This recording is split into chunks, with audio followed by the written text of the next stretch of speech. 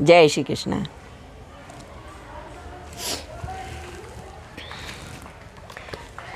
लोगों का मानना रहता है और कहना भी रहता है कि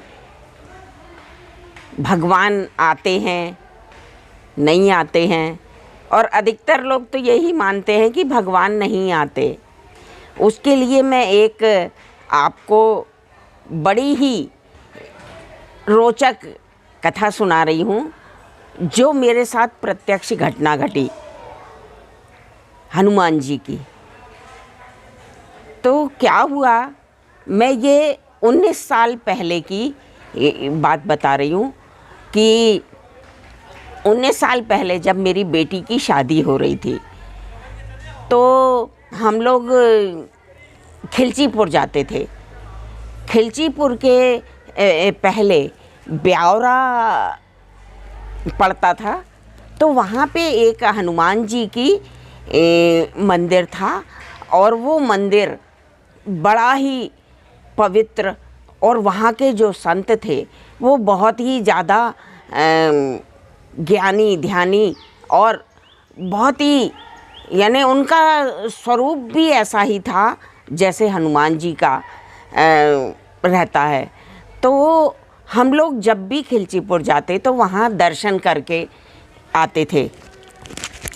तो एक बार क्या हुआ कि जब मेरी बेटी की शादी हुई तो हम लोग पत्रिका देने खिलचीपुर गए, और पत्रिका देने गए तो बीच में ब्यावरा पड़ा, तो हम लोगों ने वहाँ भी पत्रिका बब्बा को दी और वो संत महाराज को दी, और उनके वहाँ पे काफ़ी क्या कहना चाहिए, उनके शिष्यगण बहुत रहते थे, और बहुत ही अद्भुत अलौकिक वातावरण था वहाँ का। तो हम पत्रिका देने गए, तो वो मेरे मिस्टर ने क्या किया कि वो मंदिर में बब्बा के पास गए और उन्होंने पत्रिका रखी और उनको देखते रहे। उनको जब देखते रहे तो उन्हें बहुत रोना आ गया, बहुत ही रोने लगे वो, और बोलने लगे कि प्रभु, पहला पहला काम है और मेरे को ज़रा भी कोई अनुभव नहीं है शादी का, इसलिए आपका कार्य है और आप ही संभालें वो कार्य को, बोल के। और भैया हम लोग वहाँ से चले गए। तो क्या हुआ कि शादी का दिन आया। शादी का दिन आया, सब हज़ारों की संख्या में लोग, बहुत सभी लोग थे। तो हनुमान जी महाराज यानी वो जो उनके संत थे वो आए उनके पास में और मिले। तो इनने बड़ा उनसे आदर सत्कार से बात की और उनसे बोले कि चलो महाराज जी आप भोजन कर लो। तो महाराज जी बोले कि हम ये है ना सबके साथ में भोजन नहीं करते हैं।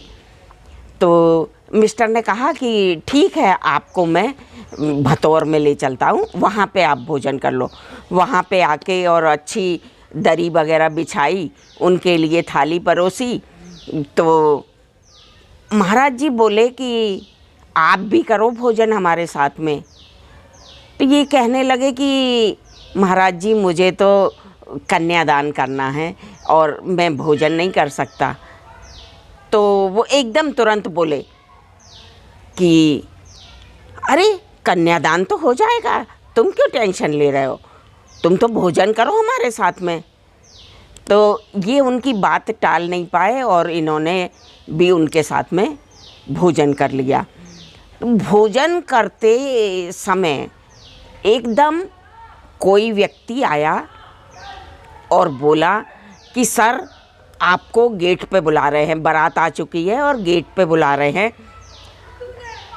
इनने कहा कि महाराज जी मुझे जाना पड़ेगा, बारात आ चुकी है तो मुझे गेट पे जाना पड़ेगा। अच्छा, गेट की जो दूरी थी वो आधा किलोमीटर के करीब थी। तो ये गए दौड़ते हुए एकदम वहीं से किचन में से दौड़ लगाई भतौर में से, और वहाँ गए। तो वहाँ जाके वो देखते हैं कि महाराज जी को वो वहाँ छोड़ के आए थे, पर महाराज जी तो गेट पे खड़े हुए।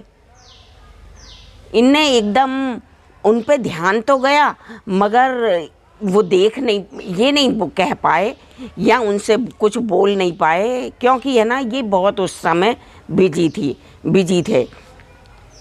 तो गए भाई, ये उठ गए और बारात का सारा काम करा, तिलक वगैरह, और जब तक रात्रि के 12 साढ़े 12 बज चुके थे। इनने क्या किया कि आके और बहुत बुरे तरीके से थक गए थे, तो लेटे, और लेटने के बाद इनकी नींद लग गई।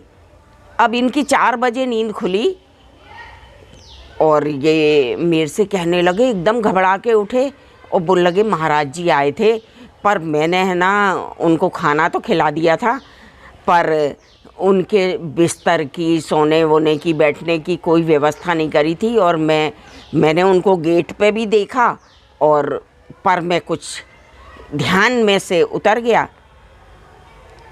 अच्छा, वो मेरे से नहीं मिले, क्योंकि मेरा थोड़ा नेचर ऐसा है, मैं संतों का बहुत ही ज़्यादा सम्मान करती हूँ, और उनसे बात करने की, उनसे चर्चाएं करने की मेरी बहुत इच्छा होती है। तो अगर मेरे से मिलते तो मैं फिर सारी ही व्यवस्था करती, इसलिए वो मुझसे नहीं मिले। अब सवेरे जब मेरे को इनने बताया कि महाराज जी आए थे, पर मैं उनकी ना सोने बैठने कुछ की व्यवस्था नहीं कर पाया, फिर मैंने कहा कि अब ठीक है, जैसी प्रभु की इच्छा, नहीं कर पाए तो ठीक है। अब निकल गया टाइम। 8 दिन बाद फिर ये एक घटना घटी कि ये इनको फिर से खिलचीपुर जाना पड़ा। तो ये बड़ी महत्वपूर्ण घटना है, आप बिल्कुल ध्यान से सुने कि वहाँ पहुँचे ये आश्रम पे, तो महाराज जी से मिले और उनके चरणों में सिर रख के, और ये रोने लगे, बोलने लगे कि आपने तो बहुत ही कृपा करी कि आपने वहाँ आके और शादी का सारा कार्य संभाल लिया, बहुत अच्छे से शादी हो गई और किसी प्रकार की कोई विडंबना नहीं हुई। तो आप सुनिए महाराज जी क्या बोलते हैं। महाराज जी बोले, अरे आप तो हमें है ना ऐसा बोल रहे हैं, पर हम नहीं आ पाए वहाँ। तो इनके आश्चर्य का ठिकाना नहीं रहा। अब इनने, वो जो संतगण थे वो भी बोलने लगे कि महाराज जी तो आप पत्रिका दे के गए थे ना, उसके बाद से बीमार हैं और उनकी तबीयत ठीक नहीं है, इसलिए वो घर से भी नहीं निकले हैं। अब इनके आश्चर्य का ठिकाना नहीं रहा, और मेरे आश्चर्य का, मेरे को जब आके बताया तो मेरे भी आश्चर्य का कोई ठिकाना नहीं रहा कि प्रभु संकट मोचन ने ऐसी कृपा करी कि पहली शादी थी और कन्या की शादी थी, मगर उनने स्वयं आके और अपने कार्य को संभाला। और शादी के बाद में इतना खाना इतना बचा कि जरा सी तबेले खाली हुए और खाना, जबकि हजारों लोग खा चुके थे, और खाना बिल्कुल ऐसी बरकत खाने में, गुलाब जामुनों के ढेर, सब्जियों के तबेले भरे हुए, पूड़ी, सामान इतना बचा कि अब उसका क्या किया जाए। तो आस पड़ोस में, पूरे झुग्गी बस्ती में, सब में बोल दिया कि है ना यहाँ से आके खाना ले जाओ।